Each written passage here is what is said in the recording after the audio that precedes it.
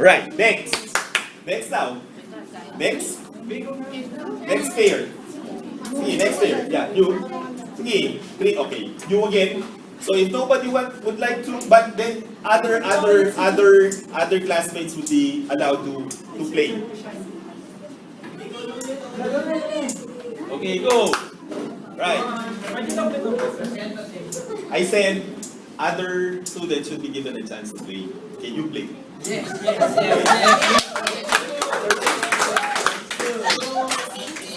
Okay, ready? So, 4 words, so down to 3. So, ready, get set, go! Okay, you got it. You tap the board first. So, name? Kathleen? Marian. Okay. Your word is undergo. Undergo. Is it regular or irregular verb? Irregular verb. Yes. And that's correct. Yes. Right? What's the past tense of undergo? No, the past tense. No, it's not part of the test. It's not part of the game, but we are just trying to discuss it. What's the past tense of, diba, go? What's the past tense of go? No, go. What's the past tense? When? Okay. So, underwent, undergone. Correct? It's okay because you're taking the number. Undergoes. So you're laughing, you're laughing. But it's okay. Past tense, the tense is not part of the game, Not part of the game. I'm just, trying to review. Okay, now, undergo, used in a context, in a sentence. She undergoes surgery. That's correct. She undergoes. But the given is undergo. No, the given is undergo. So if the test is I'm giving you undergo, do not change undergo. So give me a sentence that would use a verb undergo. Although the previous one is correct. She undergoes. That's correct. But I'm asking you to use the base form of the verb in a sentence. Okay, lifeline. Lifeline, yes. I have to undergo a surgery. Very good. Okay, so 2 points to 6. Congratulations. Okay, now, for discussion, I undergo. I is singular or plural? Well, you might say singular, but then the pronoun I actually carries the base form of the verb. Do you understand? It's not absolute that if it's singular, only one, always the verb should be in the S form. In this case, I is actually one. But then the pronoun I carries with it base form of the verb. You don't say I walks or I dances, correct? I dance. Or I writes. Do you say I writes? You say I write. Okay, very good. Okay, so 3 words down. So 6. Kendra. Zoo. Okay. So I think I smell victory already. Do you smell the juice? What juice? Orange. Okay. Okay, next. Yeah. Kendra. Like to play? Play. Okay, who's next? Who's next? Yeah.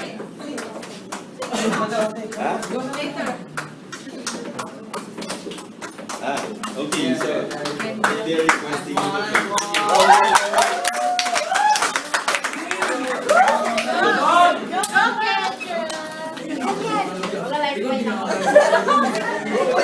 Okay, down to 3 words, Down to 3 words. So I think that you still have a chance. So if you'll be able to get it, no? We can still make it. But if they win this round, I don't think it's still possible for you to be able to win, right? So this maybe practically you have to win this match.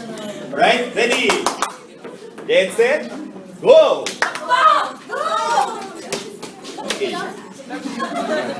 Okay, name. What's your name? Paula. Okay, Paula.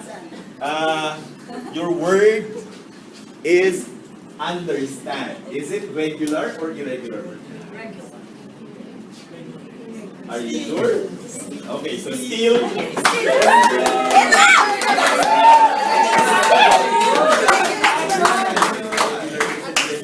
Yeah. Understand? It's Irregular. okay. Still. So what's the answer? Let's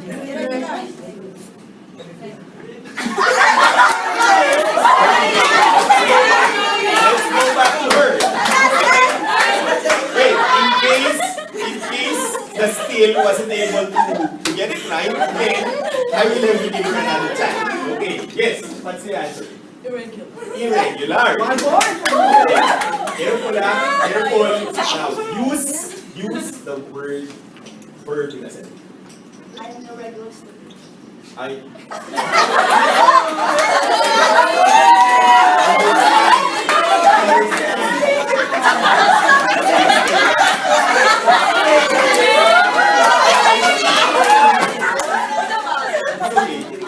okay, still, yeah. I understand the instruction given.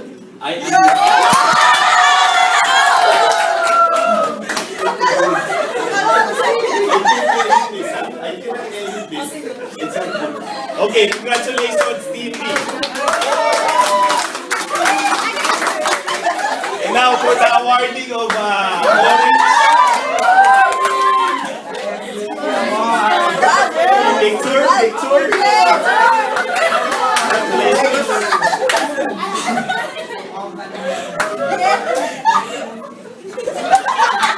Okay, consolation prize. Alan, come here. Picture.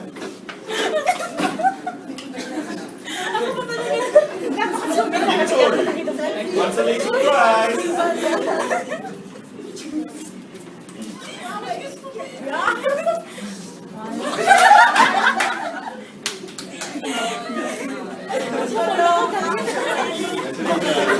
Okay, round of applause, please. Okay, so did you have fun? So the next, there are 2 words. So maybe if given a chance, if you won 2 more words, the words were care. Is it regular or irregular? Sa kanila. Yeah. Regular or irregular? Just in case. Care. Regular. ED. I care. Right. And in sentence? I care for me. You care for me. And then revitalizes. Is it regular or irregular? Regular. Okay, so for irregular verb, normally if it's with S, you know already that it is regular, correct? Because for irregular verbs, you'll have to, for irregular verbs, you have to change the form, right? So, well, what if it's present tense? For example, undergoes. Yeah, it's not a rule that you don't really add S. You can also add S to irregular verbs. Like for example, in the case of goes, right? Go when gone. But in terms of number, are you listening? In terms of number, goes, correct? She goes. So we need to be clear with that. It doesn't mean that you put S, it's regular. Not always. Because in the case of irregular verb, you also you add S. But then you change the form. Sometimes you add E, then you put S, correct? Alright. So that's it. Okay, so now let's apply. Let's apply this. Maybe there's a reason why I gave this. Now listen, there is deeper purpose to this.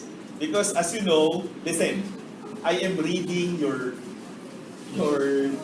reflective essay. Actually, what you're sending to me using the blog, I am reading that every night before I sleep. I read your work. And the Twitter quotes, I'd like to thank those who are supporting, retweeting. So, round of applause, please. To the admin. It's okay. I don't follow you. Alright, so I'll just check. What's maybe Wonder Woman, the profile? What's the profile? Yeah, username. Alright, so I just follow you. Okay, so what is happening here? These words are actually with a plan. Do you understand? I studied this these are, listen, we cannot go beyond, we cannot go as far as the angling modifiers, you know, the advanced grammar lessons, without fixing this. I'm reading your, listen I'm reading your Twitter and all, so maybe let's work on the basic first. So now, for us to be applicational, for us to be able to apply what we learned now, there are 7 words. What were the 7 words? Did you write the 7 words? Puts, prioritize, understand, jot this down. Puts, prioritize, understand, misconstrue, care, undergo, revitalizes. Did you get it? Puts, prioritize, understand, care,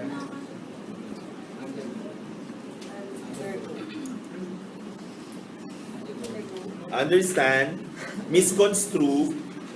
Do not change the tense, just agree, just give me the correct number in terms of agreement, right? Base form or S form. You may change the form of the verb into base form or S form, right? Just decide what to give, whether the subject is plural or singular. Now, what are you going to do with the 7? Are you listening? What are you going to do with the 7 verbs? You're going to write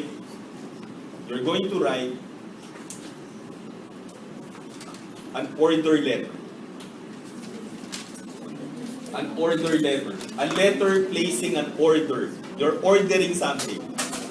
If you are to order a product, how do you think these 7 verbs can be used in the letter?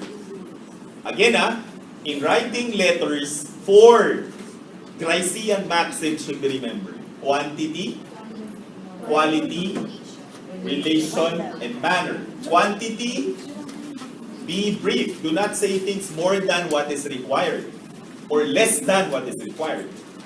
Second, quality, always state factual details, meaning always be truthful, avoid lying. Then, relation, always be relevant, avoid irrelevance. And manner, you always have to be clear. Avoid obscurity. Is that clear? Alright, now, in ordering a product, is it important to identify the details, the model? Example, if it's a cell phone, identify what model. Do you understand? If you're ordering a vitamin, what type of vitamin? Okay, what's a generic term? Specific name? The amount of grams? Specific. Okay? Now, for the succeeding number of minutes that you have, you're going to draft the order letter or letter in placing order. Because someday, you will be working perhaps as a secretary in a company, then you will have to draft a letter ordering a product. So at least you would already know the basics. So the 7 verbs should be somehow used.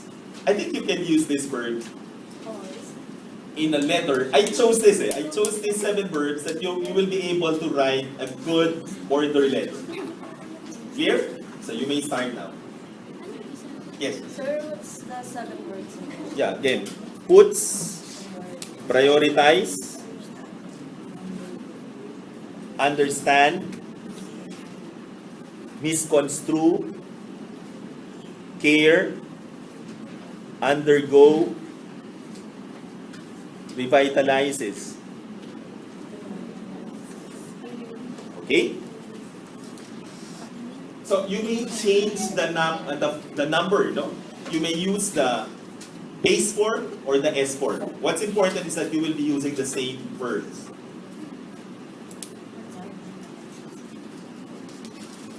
So, think of like the misconstrue word. I'm thinking, if you will be writing an order letter, it's also okay to, is it okay to sound demanding? Yes. Or is it also okay to just be sincere? Because sometimes you order for this, but then but then the product that you ordered wasn't exactly the same model that you ordered. So that's why I thought of this word. So misconstrue. Or example, you might sound like this. Please don't misconstrue me, but I need something like that. That I need this by this certain period or time. You can also say that previously you ordered, perhaps a background that you wouldn't want to experience. Yes, you do not want to experience hassle in terms of ordering a product. So it's also okay to be honest and sincere, but do not sound like you're too demanding. Because if you're really very demanding, at times I won't be delivering you the product. And also you may ask how much for the delivery. Okay, so good luck for the order letter. So time to draft now.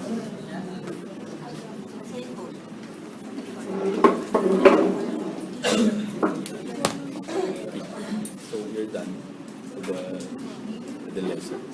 Okay, see you later.